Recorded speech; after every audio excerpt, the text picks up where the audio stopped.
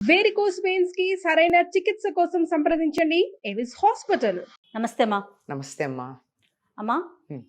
చెప్పులు లేకుండా హ్మ్. ఉట్టి కాళ్ళతో నడవటం చాలా మంచిదని విన్నానమ్మా. అవునమ్మా. మట్టి తగులుతూ ఉండాలి ఆ అవును. స్పర్శ అనేది. హ్మ్. ఎలాంటి ఉపయోగాలు ఉంటాయమ్మా? మనకి చేతుల్లోనూ కాళ్ళల్లోనూ కూడా నరాల యొక్క కొనలు ఉంటాయి. మన శరీరంలో ఉండే నాడీ వ్యవస్థ ఏదైతే ఉందో ఉమ్, ఈ నాడుల యొక్క అంచులు, కొసలు కాళ్ళల్లోనూ చేతుల్లోనూ ఉంటాయి. అంటే అధికంగా వేళ్ళ చివర ఉంటాయి అనుకోండి. ఉమ్, మొత్తం కాళ్ళల్లో మొత్తం అంతా ఉంటాయి. నేల మీద మనం గనక నడిచినట్టయితే నేలకి పాదం ఆని ఈ నరాలన్నీ కూడా ప్రచోదన అవుతాయి, అంటే యాక్టివేట్ అవుతాయి, ఉమ్, చురుకుగా ఉంటాయి. ఉమ్, ఉమ్, అందువల్ల నేల మీద నడవడం మంచిది అని చెప్తారు. దానికి తోడుగా మరొక ముఖ్యమైనటువంటి విషయం ఏమిటంటే భూమి ఒక అయస్కాంతం కదమ్మా. ఉమ్. నేల అంటే మట్టి నేల. మట్టి నేల. ఆ మట్టి నేల అంటే ఎక్కడైతే మామూలు నేల ఉందో, మనం ఇక్కడ రాళ్ళేసి ఇలా చేసినటువంటిది కాకుండా మామూలుగా బయట ఉన్నది.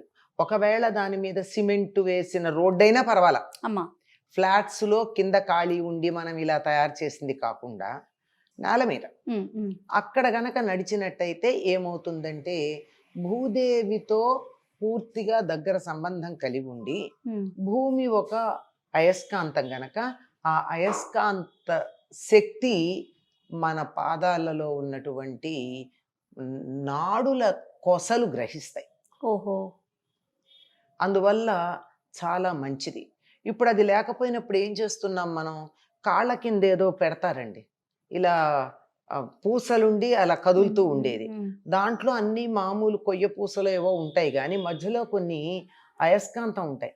ఉమ్, ఉమ్, ఎందుకంటే ఆ అయస్కాంత శక్తి వీటిని అమ్, చురుకుగా ఉండేట్టుగా చేస్తుంది. ఉమ్, ఉమ్. అందువల్ల పాదం నేల మీద ఆనినప్పుడు సహజంగా ఉంటుంది. ఈ నాడులు ప్రచోదన అవ్వడంతో పాటుగా మనం చెప్పులు వేసుకున్నాం అనుకో, చెప్పుల కారణంగా వాటి ఆకృతి ఎట్లా ఉందో మన పాదాలు కొద్దిగా వంకరగా తిరగడం ఉంటుంది. అవును. అంతే కదా. అదే కాకుండా మామూలు కాళ్ళతో నడిచినట్టయితే పూర్తిగా మన పాదం నేలకి ఎంతవరకు తగలాలో అంతవరకు తగులుతుంది. అందువల్ల కాలి యొక్క ఆకృతి కూడా బాగుంటుంది. ఈ చెప్పులతో నడవడం అలవాటైనటువంటి వాళ్ళు ఒకవేళ ఎక్కడన్నా చెప్పులు లేకుండా నడవాల్సి వస్తే కంగారు పడిపోయి చుక్కలు కనిపిస్తాయి అంటారు. తడబడిపోతూ ఉంటారు. అవును. ఎక్కడ వస్తుందంటే మడమ దగ్గర తేడా వస్తుంది. మడమ దగ్గర కదా మనం కాలుని ఇటు అటు తిప్పేది, ఎక్కువ వెసులుబాటు ఉండేది, అవును. అక్కడ తేడా వచ్చేస్తుంది. సాధారణంగా చెప్పులు పూర్వకాలం ఆకు చెప్పులు అనేవాళ్ళు.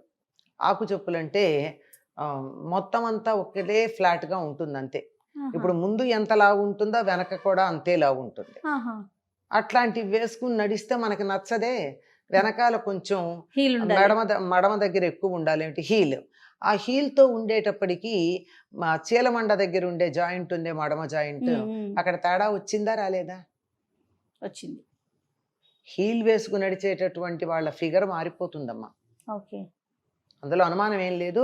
మీరు ఎవరిని అడగండి, డాక్టర్లను అడిగినా చెప్తారు, బ్యూటీషియన్స్ని అడిగినా చెప్తారు, యోగా చేసే వాళ్ళని అడిగినా, శరీర తత్వం తెలిసిన ఎవరిని అడిగినా చెప్పే మాట హీల్ వాడినటువంటి వాళ్ళ యొక్క ఫిగర్లో తేడా వస్తుంది. కొంతమంది మగవాళ్ళకు కూడా ఆడవాళ్ళ లాంటి ఫిగర్ ఉండడానికి కారణం వాళ్ళు పొట్టిగా ఉన్నాం అనుకుని హీల్ ఉన్నటువంటి షూస్ ఎప్పుడు వాడడం కారణం అట. ఓకే. అది అందువల్ల ఆ మార్పు రాకుండా ఉండాలి. మనం సహజంగా ఎలా ఉంటే బాగుంటుందో అలా ఉండడమే సరైనటువంటి పద్ధతి కదా. ఈ ఆకు చెప్పులు ఏమవుతాయి, నడిచేటప్పటికి ఏమవుతుంటే కొద్ది కాలం నడిచేటప్పటికల్లా మడమ దగ్గర అరిగిపోతూ ఉంటాయి. అప్పుడు ఆ ముందు వైపు ఎత్తును కింద తక్కువ ఉంటుంది, మళ్ళీ వెంటనే మార్చుకోవడం, అక్కడ ఏదో చేస్తారు. మొత్తానికి పాదం నేలకి ఏ రకంగా తగలాలో ఆ రకంగా తగలకుండా ఉంటుంది.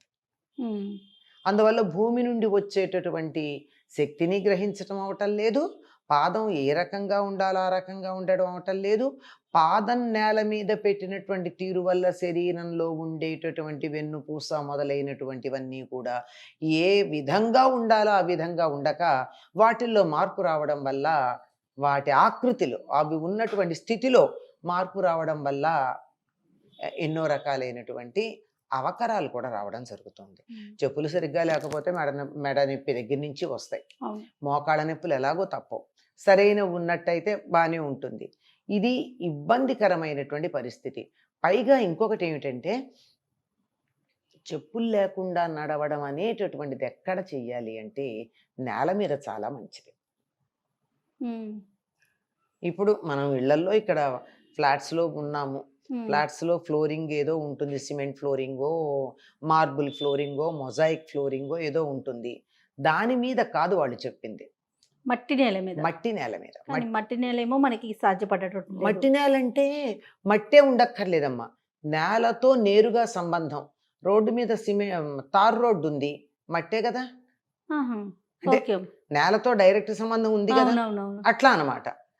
అటువంటి దాని పక్కన కొంచెం మట్టి ఉంటుంది కదా, ఆ. మన మీద దయతలిచి వాళ్ళు వేసిన కారణం వేరు అనుకోండి. ఎంత సిమెంట్ రోడ్ వేసినా తార్ రోడ్ వేసినా పక్కన కొంచెం మట్టి భాగం ఉంచుతారు. అది వాళ్ళ ఇంజనీరింగ్లో ఉండే వాళ్ళ వెసులుబాటు కోసం వాళ్ళు పెట్టింది. కానీ మనకు ఆ పక్కన నడవచ్చు కదా. ఉమ్. అలా గనక నడిచినట్టయితే అనేక ఆక్యుప్రెషర్ అని చెప్పబడేటటువంటిది ఒకటి ఉంది. చైనా వాళ్ళు బాగా వాడేటటువంటి చైనా మన శరీరంలో ఉండేటటువంటి నాడులని సున్నితంగా ఒత్తడం ద్వారా ఆ నాడులు ప్రచోదనమయ్యి ఆ ఆరోగ్యం కలుగుతుంది. తత్సంబంధమైనటువంటి ఆరోగ్యం అంటే ఏది, కంటికి సంబంధించినటువంటి నాడి అది ఎక్కడుందో తెలిస్తే కన్ను చురుగ్గా ఓకే. ఉంటుంది. అట్లా ఓకే. శరీరంలో ఇవన్నీ మనం ప్రత్యేకంగా ఆలోచించాల్సిన పని లేదు. నడుస్తుంటే శరీరంలో ఉన్న అన్ని నాడులు చురుగ్గా ఉంటే అన్ని అవయవాలు బాగానే పనిచేస్తాయి. అంతే. ఇంకో సంగతి, చాలా ఆశ్చర్యకరమైన సంగతి ఏమిటంటే బృందావనం వెళ్ళారనుకోండి, బృందావనంలో ఇప్పటికీ మట్టి రోడ్లే తప్ప తారు రోడ్లు కూడా లేవు.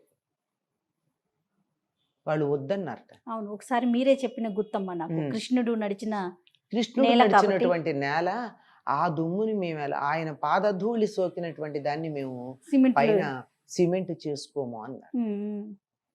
మరి అక్కడ వాళ్ళు ఎవరు చెప్పులతో కూడా నడవరు, అది విశేషం. మరి కృష్ణుడు నడిచిన నేల మీద చెప్పులతో నడుస్తారా? ఓకే. అందువల్ల అటువంటివన్నీ కూడా ఈ మట్టిలో నిక్షిప్తమైనటువంటి శక్తి ఏదైతే ఉందో అది మనం పొందడానికి వీలవుతుంది. అంతేకాకుండా పిల్లలకి చిన్నప్పటి నుంచి పాదాలు షూస్ వేసి బంధించి అవి ఎదగవలసినంత ఆకృతి ఎదగడం లేదు. పాదాలు చిన్నగా ఉంటే బ్యాలెన్స్ తప్పుతుంది. మనిషి యొక్క శరీరం ఎంత ఉందో దానికి అనుగుణంగా తగినంత పెద్ద పాదాలు ఉండాలి. వాటిని అలా వదిలేస్తేనే తగినంత ఆకృతిలో పెరుగుతాయి.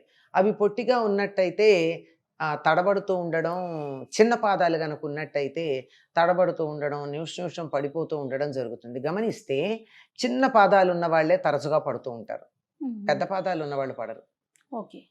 ఇలా పెద్దది ఆధారం ఉంటుందిగా నేల మీద. కానీ మీరు అన్నది కరెక్ట్ అమ్మా. పిల్లలకి ఇవాళ రేపు దెబ్బలు తగలకూడదని చెప్పి స్కూళ్ళ కంటే ఎలానో తప్పట్లేదు. ఈవెన్ ఇంట్లో ఉన్న, అంటే బయట ఆడుకుంటున్నా, బయటికి ఎక్కడికన్నా వెళ్తున్నా కూడా షూస్ ఎక్కువ ప్రిఫర్ చేస్తున్నారు. పైగా చెప్పులు కూడా కాదు, చెప్పులు వేస్తే కనీసం వేళ్ళన్నా బయటికి వస్తాయి. అవునవును. ఈ షూస్ వేసేసి నిరంతరం కట్టేసి చెమటల్లో ఇరుక్కుపోయి ఆ సాక్స్ లో ఉండిపోయి, సాక్స్ వేస్తారు కదా గట్టిగా, అవన్నీ ఎదుగుదల లేదు. దీనికి సంబంధించి మీకు చైనాకి సంబంధించిన విషయం ఒకటి తెలిసేమో. చైనాలో ఒకప్పుడు ఎంత చిన్న పాదాలు ఉంటే అంత అందగత్తెలుగా పరిగణించబడతారని చెప్తారు. అందుకని వాళ్ళు పిల్ల పుట్టంగానే ఏం చేస్తారంటే ఇటోటి చెక్క పెట్టి కాళ్ళు గట్టిగా కట్టేస్తారు ఎదగకుండా. అప్పుడు చిన్న పాదాలు వస్తాయి, బాగానే ఉంటుంది, అందగత్తెల కింద పరిగణించబడతారు. కానీ కాస్త ఒళ్ళొచ్చేటప్పటికి ఒకటో రెండో డెలివరీస్ అయ్యి వాళ్ళు టపీమని పడిపోవడం, పక్కన కర్ర లేనిదే నడవలేని పరిస్థితి వస్తుంది. ఎందుకు తెచ్చుకోవాలి అట్లాంటివి? పైగా ఇంకొక ప్రధానమైనటువంటి విషయం ఏమిటంటే మట్టిలో గనక పిల్లలు ఆడుకున్నట్టయితే రెసిస్టెన్స్ పవర్ పెరుగుతుంది, రోగ నిరోధక శక్తి పెరుగుతుంది. మనిషికి విటమిన్ B12, ఈ గుడ్డు అవి తిననటువంటి వాళ్ళకి ఎలా వచ్చింది అంటే నేల మీద ఆవు పేడ చల్లినప్పుడు, ఆవు పేడ చల్లిన నేల మీద నడిస్తే B12 మనుషులకు వస్తుంది. ఇప్పుడు ఆవు పేడ ఎక్కడ పడితే అక్కడ చల్లడం, ఆవు పేడ అవకాశాలు, తీసుకొచ్చి కళ్ళాపి చల్లడాలు అవి లేకపోయినా అమ్మా మట్టిలో ఆడుకోవటం వల్ల ఆ మట్టి పిల్లలకి రోగ నిరోధక శక్తిని పెంచుతుంది. ఇది నిజమా? పూర్వం బాగానే అలా ఉండేవాళ్ళు కదా, ఇప్పుడు అది తెలియక అట్లా ఉన్నారు, మీరు ఇంకా పాతకాలానికి వెళ్ళిపోతున్నారు అని ప్రశ్నిస్తారమ్మా ఆ, ఈ తరం పిల్లలు. ఆ, కానీ మీరు వాల్డ్రాఫ్ సిస్టమ్ పద్ధతిలో స్కూల్ నడిపేటటువంటి వారు, అంటే ఎర్లీ స్టడీస్ అప్ టు 4వ తరగతి వరకే చెప్తారు వాళ్ళు ఓకే, ఆ సిస్టంలో. ఆ, అద్భుతమైనటువంటి సిస్టమ్ పిల్లలు నా చదువు అందులో చేర్చినట్టయితే అందులో వాళ్ళు పిల్లలకి బట్టలు అడుగుతారు, ఒక జత బట్టలు పెట్టి పంపించమంటారు స్కూల్కి, ఉమ్, కొత్తవి, అదే ఫ్రెష్వి. ఉమ్, ఎందుకంటే పిల్లల్ని మట్టిలో బురదలో ఆడుకుంటారు. వదిలేస్తారు ఆడుకోవడానికి. అవును, ఏమి అంటే దానివల్ల పిల్లలకి రోగ నిరోధక శక్తి పెరుగుతుంది. మట్టిలో ఉండేటటువంటి సమస్తం మనకి మట్టి నుంచే కదమ్మా మనకు కావాల్సిన అవును, పోషకాలు. అవును, పాదాలు వాటిని గ్రహిస్తాయి మట్టిని.